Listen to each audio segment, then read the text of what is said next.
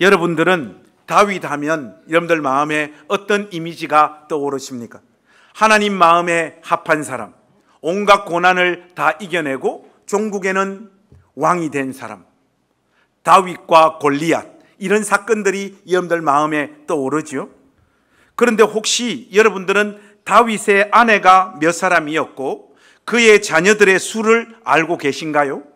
무엇보다 그 자녀들과 다윗이 어떤 관계를 맺으며 살아간 그 내용을 잘 알고 계십니까?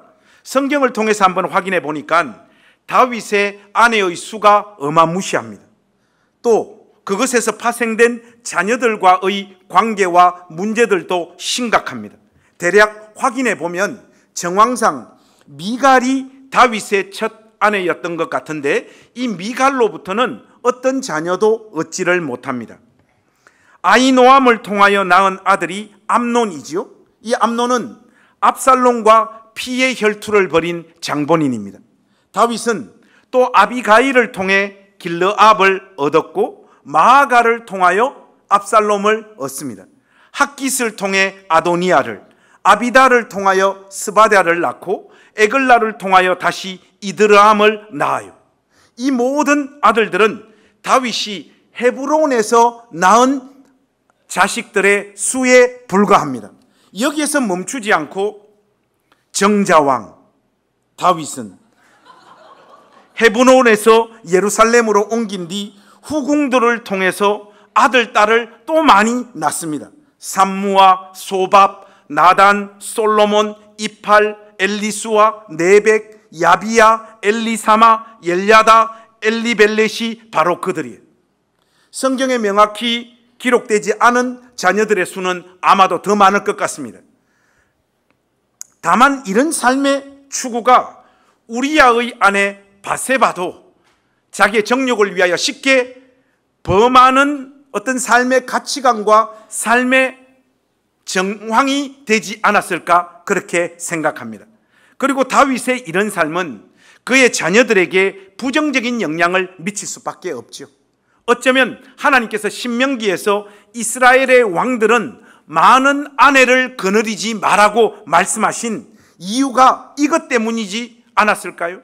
자신이 통제하고 다스릴 수 없는 삶의 수많은 결과들이 만들어지게 될 것이다 라고 하는 하나님의 경고의 메시지였을 겁니다. 그럼에도 불구하고 다윗은 하나님의 이 계명을 무시하고 수많은 아내를 거느렸고 그 아내들을 통하여 수많은 자녀들을 낳았습니다. 그리고 자기가 다스리고 컨트롤할 수 없는 삶의 상황을 맞이하게 됩니다. 실제로 다윗의 자녀들의 모습 속에서 아버지의 문란한 생활과 비슷해 보이는 삶의 열매들이 나타나고 자녀들 사이에 심각한 갈등들이 생겨나지 않습니까? 저의 아들, 딸 지호, 지은이는 오직 한 아내를 통하여 이 세상에 나온 애들이에요. 그럼에도 불구하고 자랄 때 보면 첫날 만날 싸우고 자빠졌어요. 그런데 여러분, 이 많은 자녀들을 통하여 이 수많은 자녀들이 있는데 그 안에 얼마나 복잡한 역학들과 관계의 문제들이 만들어지겠습니까? 컨트롤 되겠습니까? 되지 않죠. 여러분, 사무엘하 13장 보시면 그 후에 이 일이 있으니라, 이 그 후에라고 하는 단어로 13장이 시작되고 있습니다. 그런데 사무엘하 12장에 어떤 사건이 나오느냐? 우리야의 아내 바세바의 사건이 나옵니다. 그리고 13장에 그 후에 하니까 여러분들 딱 느낌이 어떻습니까? 뭔가 굉장히 가슴 아프고 고통스러운 일이 벌어질 것 같은 느낌이 딱 들잖아요. 예감이 찾아오잖아요. 슬픈 예감은 틀린 적이 있다 없다? 없습니다. 말 그대로 그 후에 다윗의 맏아들이었던 암논이 이복 동생 압살롬의 여동생이었던 다말을 사모하다가 마음에 상사병을 얻게 되어집니다. 그 와중에 사촌 요나답의 강교한 조언에 이 암논이 넘어가서 완력으로 이 다말을 성폭행하는 사건이 벌어지게 되죠. 그 짓을 하고 나서는 이전에 다말을 사랑했던 마음보다 다말을 더 심하게 미워했더라. 성경이 그렇게 고발하고 있습니다. 자신의 정욕을 채우고 나니까 만사가 귀찮아진 거죠. 하는 짓이 그의 아비와 똑같지는 않았지만 그 정신과 중심은 그의 아비 다윗과 너무나 닮아 있습니다. 우리아의 아내 바세바를 최전방에 배치해서 죽음으로 내몰아 자신의 죄를 감추려고 했던 다윗과 사람을 다루는 방식이 너무나 똑같잖아요. 사람에 대한 존중이 하나도 없습니다. 그냥 자기의 정욕과 자존심을 채우기 위한 하나의 수단으로 사람을 물건 취급하고 있는 것. 이것은 다윗이 살아갔던, 다윗이 사람을 상대하고 다루었던 그 모습이 고스란히 암논 안에 새겨진 것이에요. 그렇지 않습니까, 여러분? 암논은 자신의 성욕을 사랑으로 착각한 전형적인 나쁜 놈입니다. 누가 그래요? 저는 목사님의 설교를 들으러 오는 것이 아니라 중간 언제쯤 욕을 한번 해 주실까? 그걸 기대하고 매주 교회에 온다는 이상한 놈도 있습니다. 그분을 위해서 서비스 하자면, 이 암논은 자신의 성욕을 사랑으로 착각한 전형적인 나쁜 새끼예요. 이 상황을 제대로 처리하고 정리할 사람은 당연히 다윗입니다. 다윗은 아버지로서 단호한 심판과 징계를 이 암논을 향하여 가해야 됩니다. 그러나 다윗은 심히 노했을 뿐 어떤 조치도 취하지를 않습니다. 이것은 아버지로서의 명백한 직무유기예요. 공동 번역에서 이 상황을 묘사한 다윗의 모습을 보니까 굉장히 서글픈 생각이 듭니다. 다윗 왕은 이 이야기를 듣고 몹시 화가 났지만 암논이 사랑하는 맏아들이라 기분 상할 말을 하지 않았다. 공동 번역에 이렇게 번역하고 있습니다. 여러분, 자녀 양육과 관련해서 부모는 단호한 태도로 옳은 것과 그른 것, 해도 되는 것과 해서는 안 되는 것들을 자식들에게 분명히 가르쳐야 됩니다. 자녀들이 해야 될 것은 고통이 동반되더라도 애들의 영혼과 몸과 삶의 습관에 부모가 반드시 새겨 넣어야 돼요. 그 과정에서 자녀들이 고통스러워하고 힘들어해도 괜찮습니다. 그것 가지고 자식들 절대로 망가지지 않습니다. 부모가 자녀가 배우고 익혀야 할 삶의 태도, 옳고 그른 것에 대한 분명한 기준을 가르치지 않고 그냥 두게 되어지면 이것이 부모를 타격하게 돼요. 결국은 부모로서 아이를 양육하는 문제에 있어가지고 점점 자신감을 상실하게 되어집니다. 부모는 자녀들이 넘지 말아야 할 한계를 제대로 가르치고 절대로 이 일과 관련해서는 타협하지 않아야 합니다. 이거 못하면 아이들 심각하게 망가집니다. 상처 주고 싶지 않은 마음에 착한 부모가 되기로 작정한 사람들이 있습니다. 이런 착한 부모들이 애 새끼들 다 망쳐요.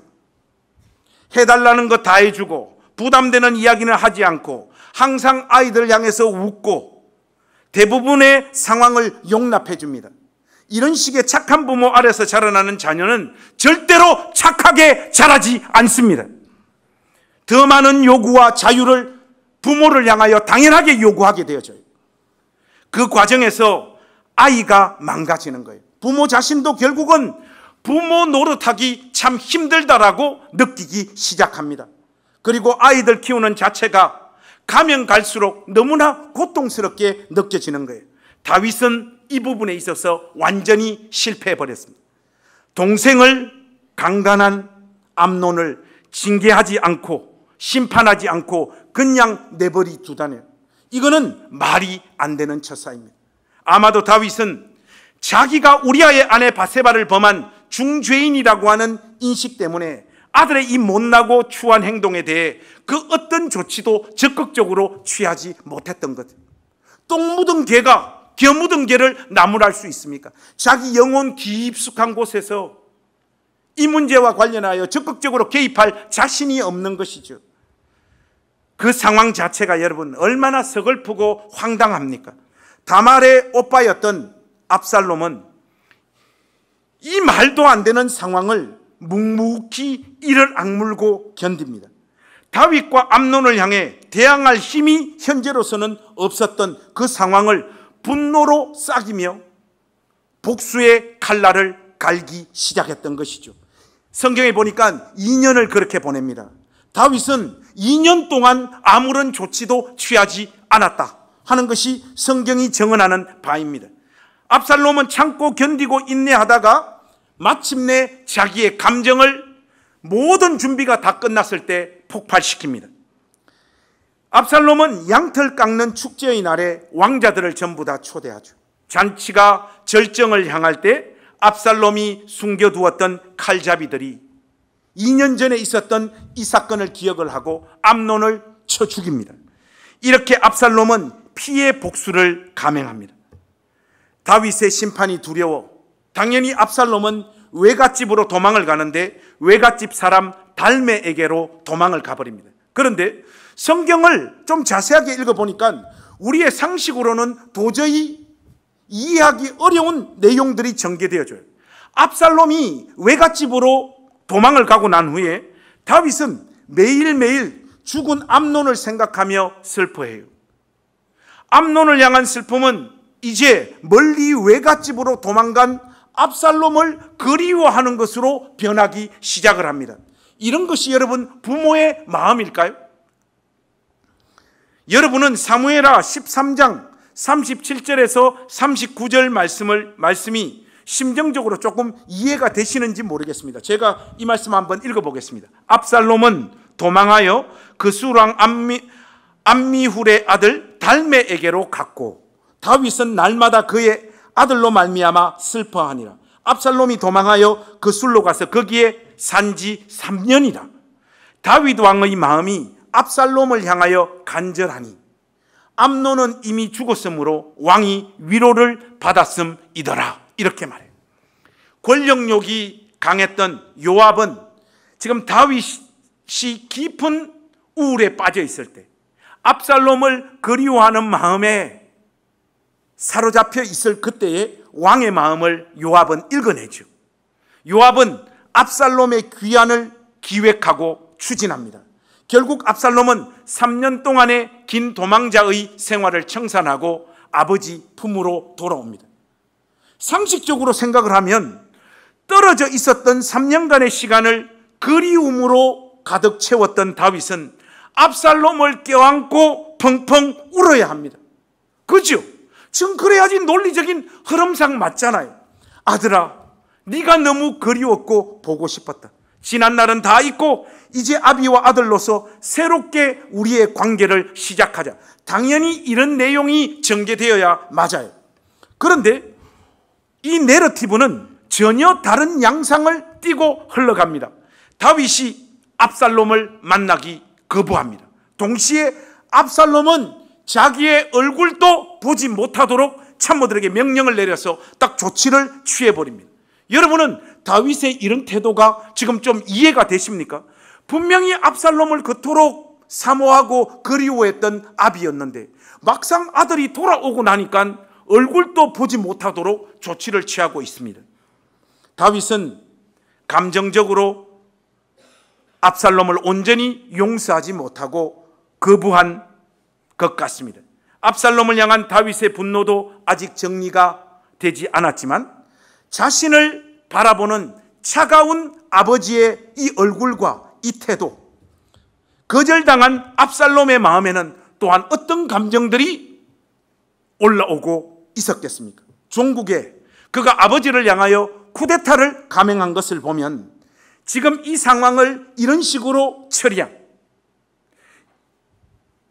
자기 동생 다말을 성폭행한 암논에게 그 어떤 공의와 정의도 집행하지 않았던 그 아버지, 그리고 3년 동안의 망명생활을 청산하고 다시 돌아온 자기의 얼굴을 쳐다보지도 않고 그 어떤 대화도 시도하지 않는 이 아버지를 향하여 압살롬이 종국에는 쿠데타를 감행하는데, 그렇다면 지금 이 상황에 압살롬의 마음 안에는 아버지를 향한 서운함, 미움, 수치심, 오기, 원망, 도끼의 감정들이 자라나고 있었던 것이 틀림없습니다.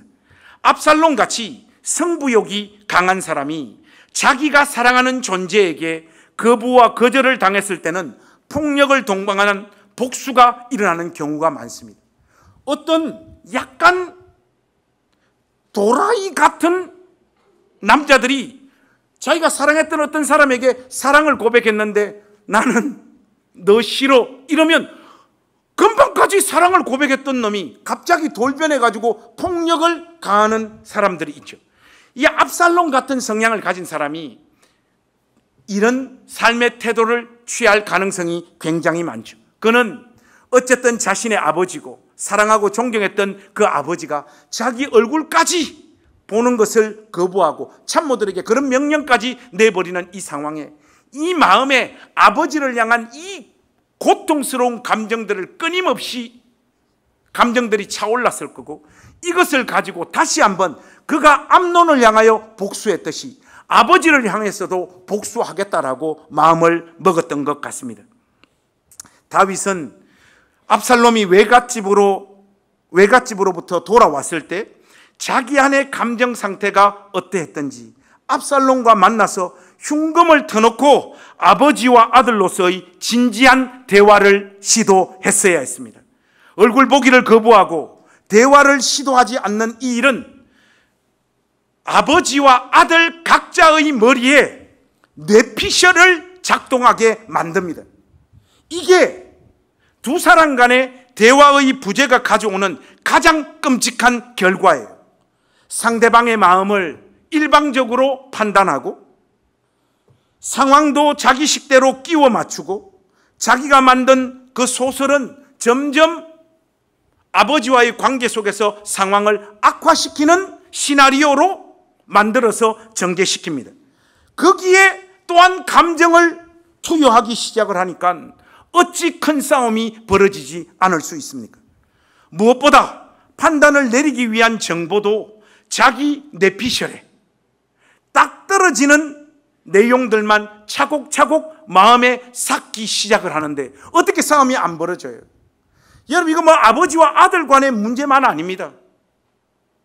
교회에서 우리가 신앙생활 할 때도 그렇지 않습니까? 어떤 사람 보면 나는 저 사람하고 성향이나 기질적으로 뭔가 좀 안 맞아. 여러분, 저하고 좀 안 맞는 사람이 있습니까? 없습니까? 있어? 교회 많아요, 여러분. 저하고 안 맞는 사람은 아무도 없습니다. 크게 한번 아멘 한 번만 해 주십시오. 제가 설교하면서 처음으로 아멘을 한번 구걸하고 싶습니다. 여러분 저하고는 다 잘 맞죠? 잘 맞긴 뭐 잘 맞아요. 근데 여러분, 신앙생활 하면 아무리 넉넉한 마음을 가지고 서로를 대하더라도 좀 안 맞는 사람들이 있습니다. 그죠? 그러면 그 사람하고 대화 안 하고 그냥 좀 냉랭하게 지내시되 여러분들 머리에서 뇌피셜을 시작하면 안 됩니다. 전부 다 소설 쓰고 있어. 상대방을 자기 식대로 이해하고 어떤 주소 들었던 내용들 가지고 상대방을 끝까지 악마화 시켜버립니다. 자기 현실보다 훨씬 더 악한 인간으로 상대방을 박살을 내버려요. 대화를 하지 않게 되면 아버지와 아들 사이에 반드시 이런 일이 벌어집니다. 엄마와 딸들 사이에 반드시 이런 일이 벌어진다고요. 생각보다 압살롬은 치밀한 인간입니다. 그는 무엇이 그의 장점이고 그의 장점을 어떻게 이용해야지 사람들의 마음을 얻을 수 있는지, 좀 더 적극적으로 표현하자면 어떻게 이 상황을 조종하고 움직여야지 아버지에게로 가 있는 백성들의 마음을 자기에게로 도둑질해 올 수 있는지를 알고 있었던 사람입니다. 압살롬은 우선적으로 성경이 증언하는 내용을 보자면 저처럼 얼굴이 사람들에게 기본적으로 먹고 들어가는 사람이었어요.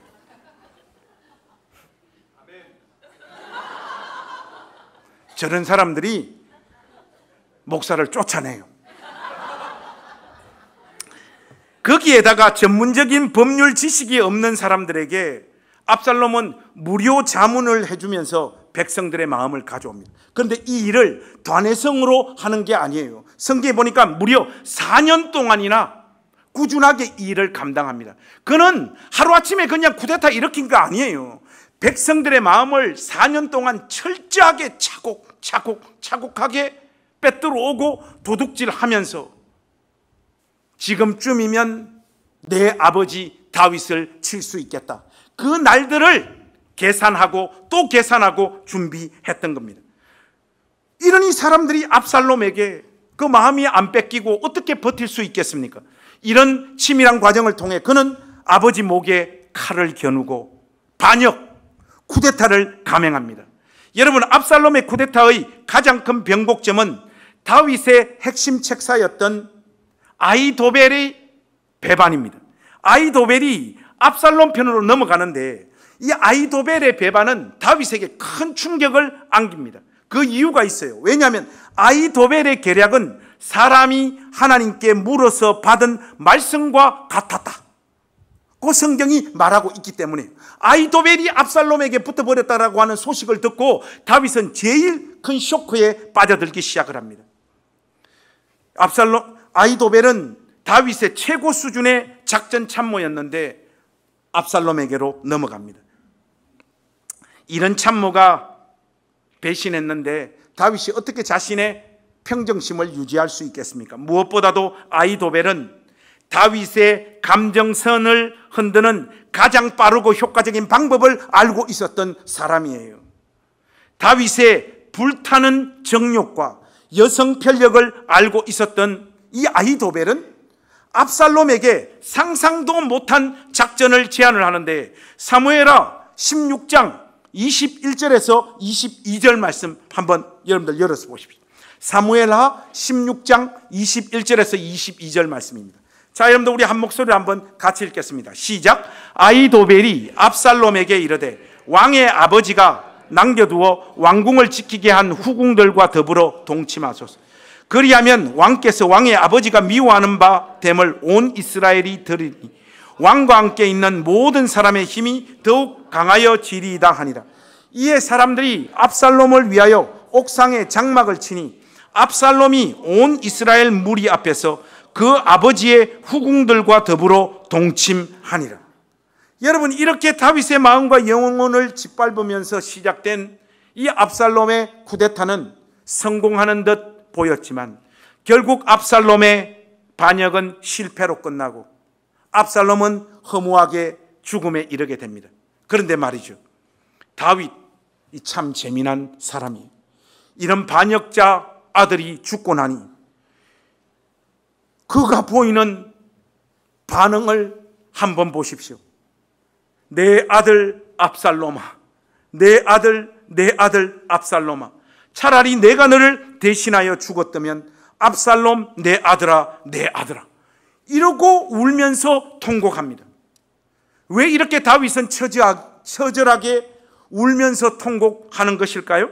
아마도 다윗은 이 모든 사건, 이 모든 자기 집안의 불행의 연속, 그러니까 암놀이 다말을 강간하고 다말의 오빠였던 압살롬이 자기 여동생의 복수를 위해 암논을 죽이고 멀리 도망갔다가 다시 돌아오고 그토록 도망가 있는 아들을 그리워하면서도 돌아온 압살롬을 용서하지 못하고 얼굴도 보지 못하도록 차가운 조치를 취하고 그것이 결국 쿠데타로 이어지고 압살롬이 죽는 자리까지 가게 된 이 모든 결과가 아버지로서의 잘못된 자기 자신의 삶의 모습과 결정 때문이라고 생각되어졌기 때문에 압살롬의 이 죽음 앞에서 이 처절한 통곡들을 토해내고 있는 것 아니겠습니까?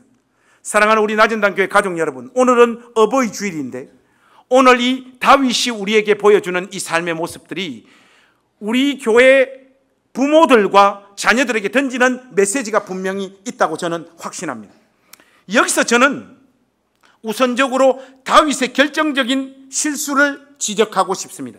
그는 왜 암논이 다말을 성폭행했을 때 공의와 정의로 심판하고 그의 아들 암논을 징계하지 않았을까? 이 부분이 제일 아쉬워요.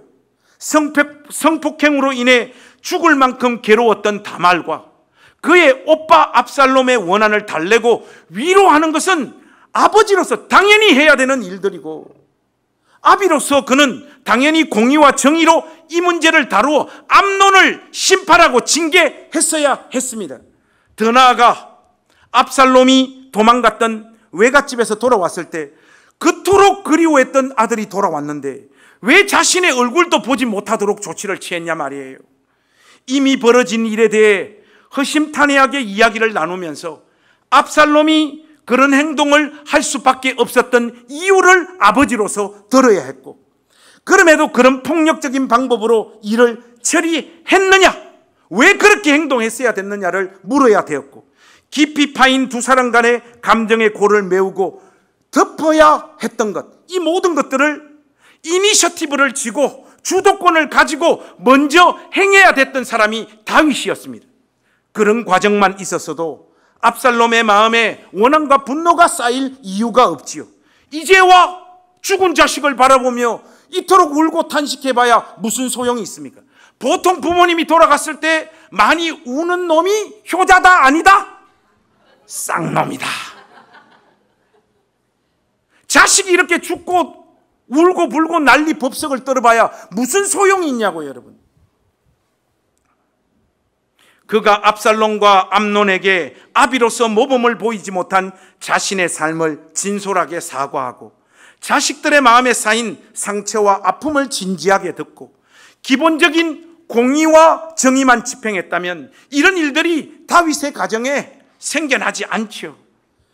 여러분, 저의 목회의 경험을 통해 여러분들에게 말씀을 드리자면, 가정에 이런저런 풍파가 생기고 부모와 자식들 사이에 관계가 깨지고 어려움이 생겨도 가정은 생각보다 쉽게 깨지거나 무너지지 않아요. 아버지와 어머니가 자식들의 목소리를 진지하게 듣고 용기를 내어 자식들에게 마음을 다하여 사과하는 가정은 대부분 다 회복되어지더라고요. 생각보다 심각한 문제가 그 가정에 있어도 어머니하고 아버지가 마음을 열어 자식들에게 진심 어린 마음으로 사과하는 가정에는 모든 아픔들이 대부분 다 치료가 되어지더라고요.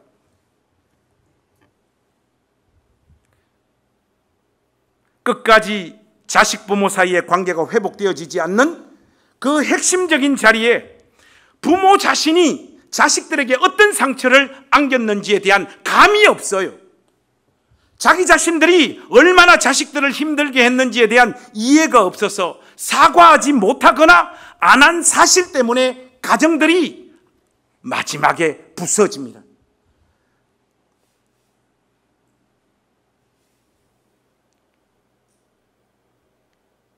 제가 목회하는 과정 속에서 들었던 청장년부에 속해 있는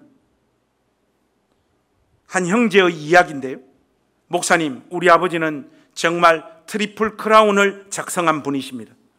바람 피우셨고 폭력에 심지어 술 드시고 냉장고에 소변까지 넣으시고 밥상 얻고 자식들 두들겨 패는 이런 다반사였고 정말 이런 아버지 죽이고 싶은 날들이 대부분이었다는 거예요.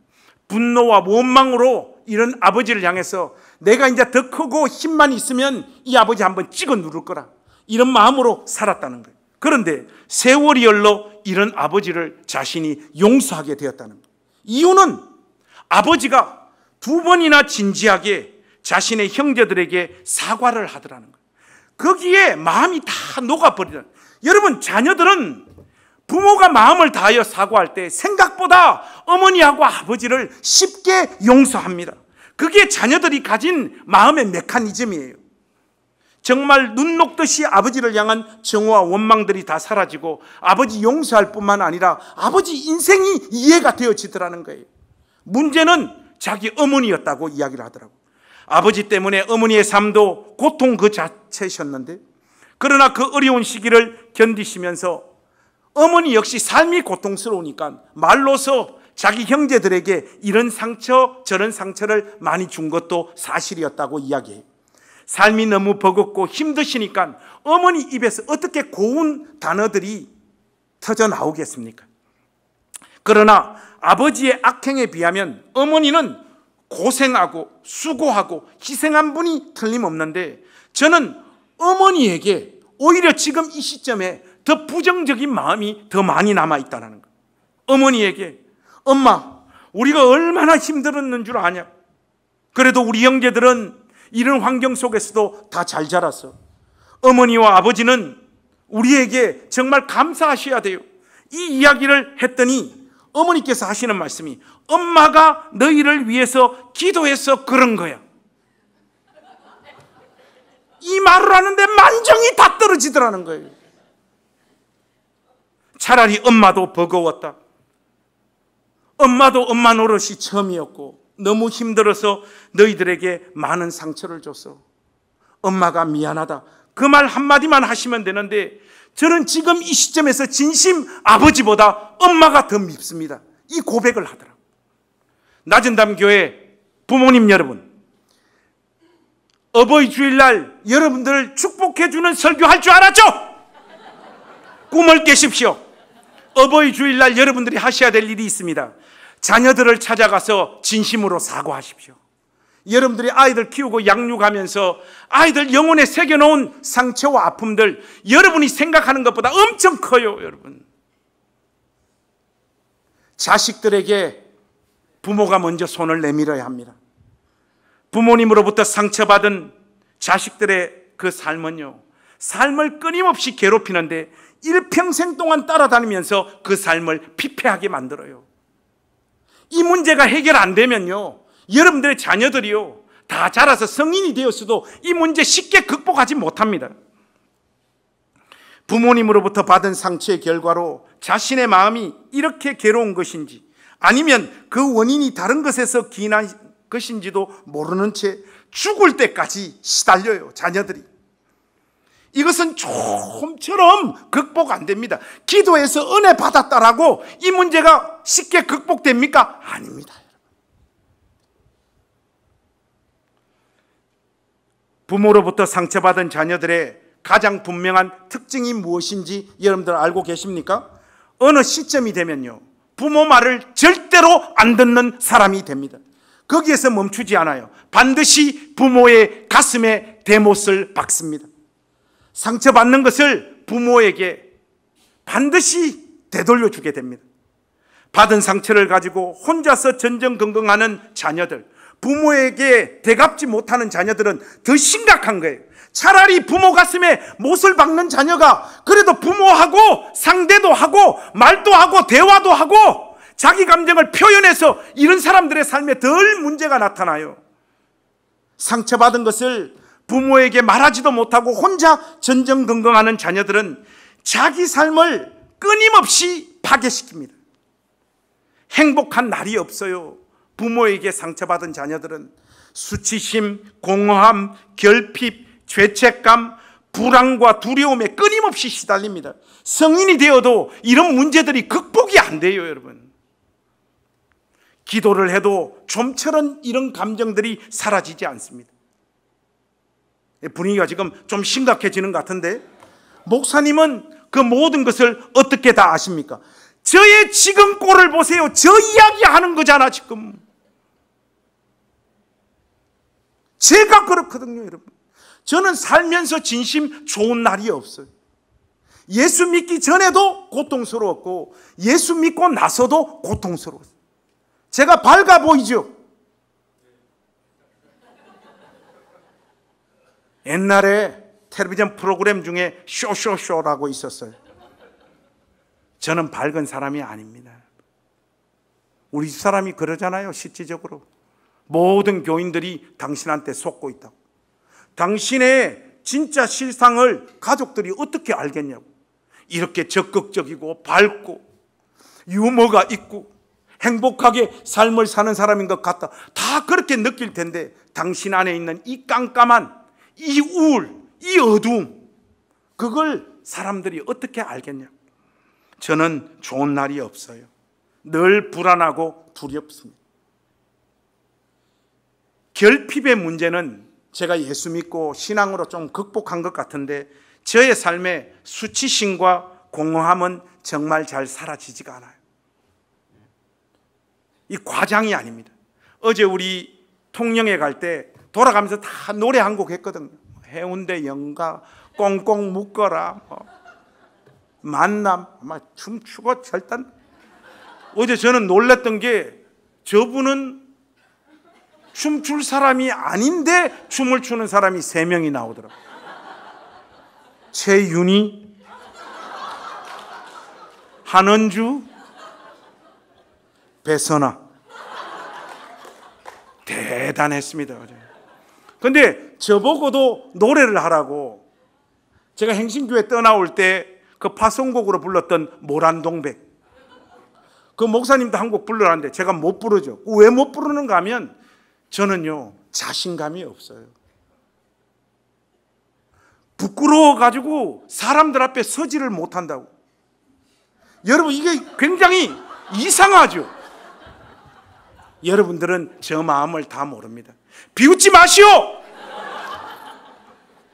저는 제 삶의 가장 큰 문제가 뭔가 하면 죄책감에 기초한 자책, 이게 가장 큰 문제예요. 아무리 기도해도 사라지지가 않아요. 이게요, 부모에게 상처받은 성인 아이가 뿜어내는 삶의 모습입니다. 부모에게 진심 어린 사과를 받으며 치료받지 못하는 아이들은 저처럼 됩니다. 삶에서 이런저런 성취들도 있고 사람들이 부러워할 만한 삶의 내용들도 가졌지만 한 번도 행복하지 못한 채 자기 인생을 다 지나야 됩니다. 사랑하는 우리 나전단교회 가족 여러분, 오늘 이 복된 어버이 주일날 여러분들 자녀 찾아가서 무릎 꿇고 사과하십시오. 여러분들 안에서 이 문제를 스스로 결단하고 해결하지 못할 때 여러분들의 자녀들의 삶은 여러분들이 생각하는 것보다 훨씬 더 심각하고 고통스럽고 눈물과 한숨으로 어른이 되었어도 자기의 전 인생을 통과해야 되는 그런 일을 낳게 되어집니다. 어버이 주일날 여러분들이 하나님 앞에서 결단하고 하셔야 될 일들이 자녀들을 찾아가서 손잡고 사과하는 거예요. 아이들이 왜 아버지와 엄마와 대화를 하지 않으려고 할까요? 부모와 경험한 좋았던 기억이 하나도 없기 때문에 그렇습니다. 대단한 어떤 일을 해라는 말이 아니라 부모와 함께 깔깔거리고 웃었던 기억, 함께 맛있는 거 먹고 사진 찍고 좋아했던 기억, 때로는 갈등이 있었고 아픔도 있었지만 그래도 우리는 한 가족이구나 라고 아이들이 느낀 날이 단 하루도 없기 때문에 부모와 자녀들이 대화하지 않으려고 하는 거라고요. 부모에게 소리 지르고 화를 내는 아이들이 차라리 건강한 거예요, 여러분. 아무런 말도 하지 않고 있다는 것은 심각한 겁니다. 가장 가까운 부모와 대화가 안 되는 아이들인데 앞으로 이런 아이들이 자라서 자기의 친구, 배우자, 결혼해서 만나게 될 자기의 자녀와 대화가 되겠습니까? 될 수가 없습니다. 악순환의 연속이에요. 이 모든 갈등을 푸는 첫걸음은 부모의 진심 어린 사과입니다. 사랑하는 우리 나전단교회 모든 부모들, 오늘 이 복된 주일날 이 메시지 앞에서 하나님 앞에서 결단하십시다. 오늘 밤 아이들 손 붙잡고 여러분들이 양육하고 아이들 기르면서 여러분들이 실수하고 잘못하고 아이들 가슴에 상처 주었던 것 뭔지 떠올리고 사과하십시오. 목사님, 저부터 하겠습니다. 공개적으로 하겠습니다. 지연아, 아빠가 사과하고 싶어. 목사 아빠로 살면서 삶과 신앙의 이중적인 모습에 상처받았을 너희들에게 아빠가 사과하고 싶다. 아빠가 분명히 목사인데도 집에서는 전혀 목사님 같지 않고 예수 안 믿는 사람보다 못한 모습들 너희들에게 보였을 때 너희들이 받았을 그 충격들, 아빠가 너희들의 입장에 있어서 한번 생각을 해보니까 아빠 쪽에서 가장 독한 단어들을 선택해서 그 아빠를 욕하고 싶었을 것 같아. 지호지연아, 또 아빠가 사과하고 싶구나. 목회가 힘들다고 그 힘든 감정들 가족들에게, 특히 너희들에게서 다 풀어서 아빠가 미안하다. 이는 목사 아빠로서 도저히 해서는 안 되는 짓들 너희들에게 꽤 오랫동안 반복했었고 그런 일들로 인해서 지호지연이 마음에 너무나 큰 상처들이 새겨진 것 같다. 그리고 또 목회자 자녀로 살면서 봐야 할 눈치와 스스로 조심할 수밖에 없는 그 삶들 아빠가 이해하지 못하고 너희들에게 더 많은 것들 요구했고 더 많은 것들 찍어 누르며 자제시킨 것, 그것 또한 아빠로서 미안하다. 여러분, 요게 지금 뭐냐? 모범 답안입니다. 이런 식으로 여러분들 자녀들에게 구체적으로 오늘 이 밤이 다가기 전에 사과하십시오. 아멘 하는 사람이 왜 한 명도 없습니까? 사랑하는 부모님들, 사과하십시오. 별로 좋은 부모 아니잖아. 고생하고 힘들었고 희생한 거 다 알아요. 제가 왜 모르겠습니까? 그러나 그 양육 과정에서 예수 믿는 부모로서 우리가 아이들한테 하지 못할 짓 많이 했잖아요. 상처 준 거 많이 줬잖아요. 그리고 이 낮은 당 교회에서 우리가 함께 신앙생활하고 이 메시지 듣는다면 우리 용기 내서 진심 어린 마음으로 아이들 손 붙잡고 아이들에게 사과하는 밤으로 오늘 이 밤을 만들어 보십시다. 그리고 또 다윗의 삶에 그 아무리 큰 문제가 있었다 하더라도 압살롬과 암논의 태도는 정당화되어질 수 없습니다. 아버지 다윗에게 그 책임을 다 넘길 수 없다는 말이죠. 성인이 된 암논과 압살롬은 자신의 행동에 스스로 책임을 져야 합니다. 아버지가 자신들에게 안긴 상처 때문이라고 이야기하는 것은 비겁한 변명에 불과합니다. 고려해줘야 할 문제이긴 하지만 그 책임은 면할 수 없습니다. 낮은 당 교회 안에 있는 자녀들에게 말씀드립니다. 주 안에 있는 부모님을 공경하십시오. 사랑하는 여러분, 부모님을 공경하라고 하는 이 메시지는 부모님을 위한 말씀이 아니라 자녀인 여러분 자신을 위한 말씀입니다. 여러분들 그 말씀의 배경을 한번 자세히 보십시오. 부모를 공경하라. 그리하면 내 하나님 여호와가 내게 준 땅에서 내 생명이 길리라. 그렇게 말하고 있잖아요. 부모를 공경하라. 그러면 너의 부모가 건강하게 잘 지낼 것이다. 성경이 그렇게 말하고 있지 않단 말입니다. 그 계명을 지킨 자녀에게 복을 주시겠다라고 우리 주님께서 말씀하고 있지 않습니까? 이 계명을 주의 백성들에게 주신 이유가 있습니다. 여러분, 아담과 하와가 선악과를 따먹은 핵심적인 이유는 하나님과 같아지려는 마음에서 이 짓을 한 거예요. 피조물인 주제에 스스로를 높여 감히 하나님과 동기동창을 먹으려고 한 그 심보, 그것 자체가 죄의 시작이자 죄의 뿌리입니다. 인간의 불행의 시작이 바로 그 지점에서 시작되었단 말이죠. 그래서 하나님께서 십계명 안에 이 계명을 두고 계신 겁니다. 무슨 말이냐? 부모를 공경하라라고 하는 그 메시지 자체가 목적이 아니라 인간들 위에 하나님이 계시다는 것, 섬기고 예배해야 되는 대상이 있다라고 하는 사실을 구체적인 이 땅의 존재인 부모들을 통하여 연습시키는 거예요. 그렇습니다. 부모 공경은 끊임없이 높아지려는 인간의 그 심보를 부정하고 극복하는 최고의 훈련이라는 것을 낮은 당 교회 자녀들은 잊지 마시기 바랍니다. 그러니까 부모를 공경하지 않는 자가 자기 위에 더 큰 존재가 있다는 것을 인정하는 법은 없습니다. 딱 잘라서 말하면 그 사람은 하나님을 경외하는 사람이 아닙니다.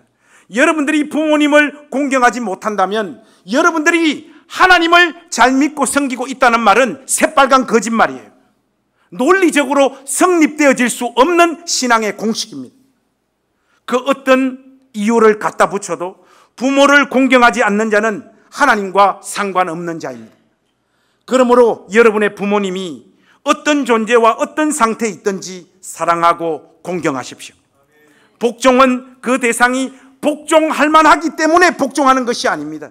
복종하기에는 너무나 많은 흠과 문제를 가지고 있음에도 불구하고 복종할 때 하나님의 이 계명은 온전히 완성되어집니다. 궁극적으로 그 삶이 자녀인 여러분들에게 복이 될 줄로 믿습니다. 김용규 씨가 쓴 데칼로그라고 하는 책이 십계명과 관련해서 제가 볼 때는 지금 우리나라에 출간되어진 책들 중에 가장 뛰어난 책이라고 생각하는데, 그 책에서 저자가 이 계명과 관련해서 이런 말을 해요. 자녀 여러분 특히 잘 한번 들어보십시오. 부모 공경이란 자기 극복을 통해 존재의 자유를 향유하게 하는 훈련이자 자만을 버리게 함으로써 신에게로 돌아가게 하는 지름길이다. 이런 표현을 해요. 우리는 우리 시대를 살아갑니다. 자녀 여러분, 삶이 만만치가 않죠. 참 버겁고 힘들어요. 그래서 결혼해도 우리는 아이도 낳지 않으려고 해요. 낳아서 아이들 키우는 게 힘들다는 걸 다 알기 때문에. 이런 개떡 같은 세상에 애들을 낳아 어떻게 키우고 양육하느냐, 이게 젊은 세대가 가진 마음입니다. 제가 여러분들에게 그 생각을 비판하기 위해서 이 말을 하는 게 아니에요. 우리도 버거우니 그런 말과 그런 삶의 양식을 취하잖아요. 그런데 부모님 세대들이 통과한 그 시대를 여러분 한번 생각해 보십시오. 군사 독재가 이어졌었고, 먹을 것도 별로 없었고, 배움도 우리보다 한참이나 짧았고, 권위주의적 유교 문화 속에서 남존 여비 사상이 세상을 지배하고 있었던 그 시절 속에 부모님들은 살면서 여기까지 왔습니다. 가만히 생각해 보면 우리 부모님들은 정상적인 성인이나 어른으로 자라나기가 불가능한 시대를 지나왔다는 거예요. 그이가 정신적으로 병들고 아플 수밖에 없는 그 시절을 우리를 낳고 우리를 양육하고 우리를 기르면서 여기까지 왔다고요. 죽지 못해서 살았던 시간들이 대부분이었을 거란 말이죠. 우울증에 공황장애, 그런 진단들이 하나도 없었던 시절이라 그런 것을 그냥 안고 살았어요. 자기들이 지금 우울증을 겪는지 공황장애를 겪는지 그런 것도 알지 못하고 그냥 그 시절을 지나왔단 말이죠. 절대로 그 시절을 지나온 부모님들의 가르침과 양육은 온전할 수가 없습니다. 수많은 문제가 있을 수밖에 없습니다. 그런데 그것은 부모님들의 문제가 아니에요, 여러분. 그 시절을 지나온 사람들이 그 삶 이후에 무슨 삶의 열매를 더 만들 수 있습니까? 우리도 고통스러워서 결혼해서 애를 안 낳으려고 하잖아요. 이 삶의 현실에 갇혀서 우리도 이렇게밖에 살지 못하잖아요. 부모님들도 그 시절을 지나왔으니 어떻게 그 양육과 돌봄에 있어서 온전할 수가 있냐고요. 제정신으로 살 수가 없는 시절인데, 우리는 마음을 다해서, 특히 예수 믿는 그리스도인 자녀들은 부모님들의 이 고단한 여정과 분투를 이해하고 부모님을 사랑해야 합니다. 그 삶을 존중해야 돼요, 여러분.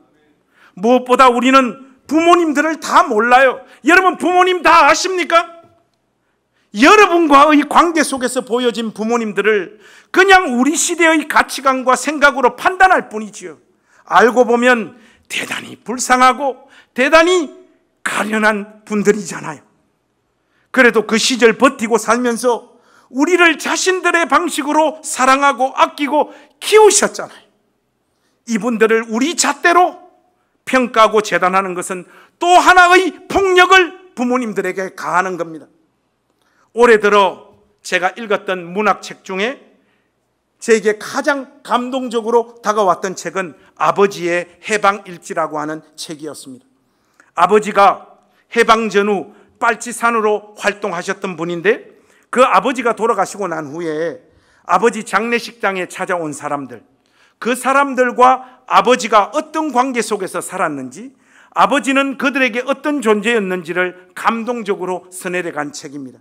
그 책에 이런 문장이 나와요. 여러분 한번 들어보세요. 아버지는 혁명가였고 빨치산의 동지였지만 그 전에 자식이었고 형제였으며 남자이고 연인이었다. 그리고 어머니의 남편이고 나의 아버지였으며 친구이고 이웃이었다. 천수 관음보살만 팔이 천개인 것이 아니다. 사람에게도 천개의 얼굴이 있다. 나는 아버지의 몇 개의 얼굴을 보았을까? 여러분은 부모님의 몇 개의 얼굴을 확인하고 보신 사람들입니까? 여러분이 알고 파악한 부모님들은 지극히 여러분 경험 속에, 그 시간과 공간 속에 한정된 그 속에서 본 부모님의 모습입니다. 제발 나전당 교회에 있는 우리 모든 자녀 여러분, 부모님들을 향한 여러분의 마음의 크기와 깊이가 더 넓어지는 어버이 주일이 될 수 있기를 우리 주님의 이름으로 부탁합니다. 시간 지나고 나면 부모님 가슴에 못 박고 내 관점, 내 생각으로 부모님에게 독서를 토해놓았던 것, 그것이 뼈 아픈 후회로밖에 다가오지 않습니다. 저는 어머니 생각할 때 떠오르는 한 장면은, 제가 언제 수요 예배 드릴 때도 여러분들에게 말씀드렸는데, 제가 군대에 이렇게 제대하고 오니까 집이 뭐 그냥 다 가라앉아 버렸어요. 어제 아래 성안 올라간다고 이렇게 지나면서 그 우정동 그 슬레트 집에 군에 가기 전에 어머니하고 저하고 둘이 같이 살았었거든요. 제대하고 오니까 어머니가 거기서 그냥 혼자 살고 계시더라고. 집에 가니까 정말 아무것도 없어. 아무것도 없어. 그래서 제가 노가다도 하고 뭐 이런 것들을 하면서 어머니 모시고 살았는데, 제가 이제 신학교 3학년에 입학해야 되는, 복학해야 되는 상황이어서, 지금 또 신앙이 좋은 사람이지만 그때는 믿음이 더 좋았습니다. 그때는 뜨거웠어요. 기도도 아주 오래 했던 기독 청년이었습니다. 그래서 새벽 기도 가려고 일어나서, 겨울이었는데 집에 난방할 돈이 없는 거야. 그래서 밤에 잘 때 어머니 안고 이렇게 같이 잤어요. 너무 추우니까 서로의 체온으로 서로를 데우면서 엄마하고 이렇게 잤죠. 그 새벽에 일어나서 새벽 기도 가는데 집에 난방이 안 되니까 따뜻한 물이 안 나오잖아요. 그리고 저는 잠을 얌전하게 자는 사람이 아니에요. 일어나면 머리가 다 산발이 돼 있어요. 그래서 머리를 죽이고 감고 교회를 가야 되는데, 이 찬물, 한겨울에 찬물이 나오니까, 그래도 그때 이제 젊었고 군대 제대한 상황이었기 때문에 찬물에 머리를 감는데, 어머니께서 문을 여시더니 찬물에 머리를 감는 저 모습을 보고 어머니가 막 이렇게 펑펑 우시더라고.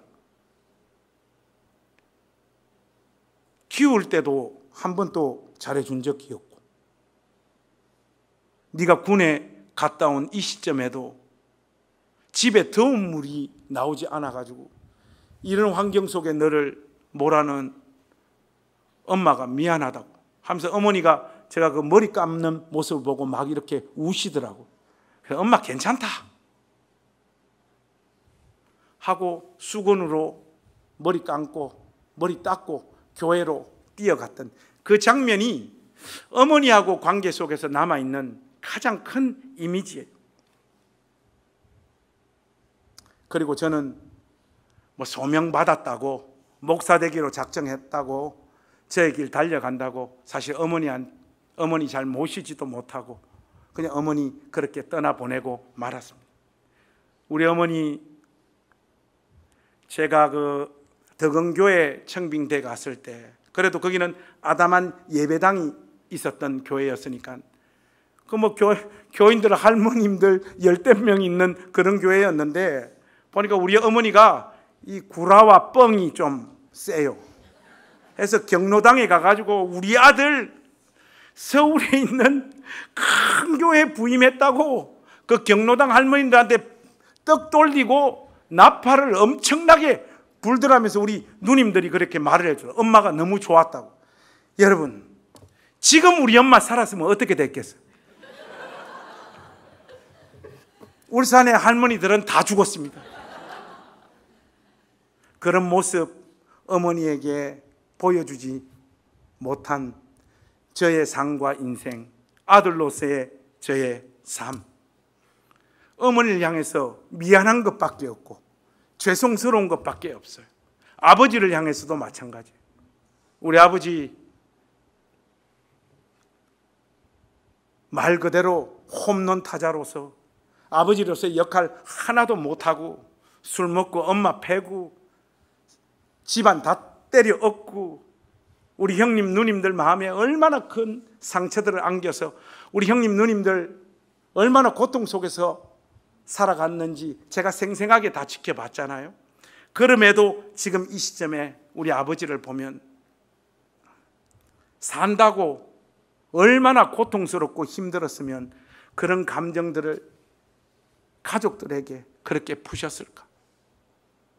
가족들을 그런 상황으로 내몰 수밖에 없었던 아버지의 마음은 얼마나 또 고통스럽고 힘들었을까. 이런 것들이 다 읽혀집니다. 사랑하는 우리 낮은담 교회 자녀 여러분, 여러분들의 부모님을 사랑하고 존경하십시오. 부모님에게 자격이 있어서 부모님을 공경하라고 우리 주님께서 말씀하고 계신 것이 아닙니다.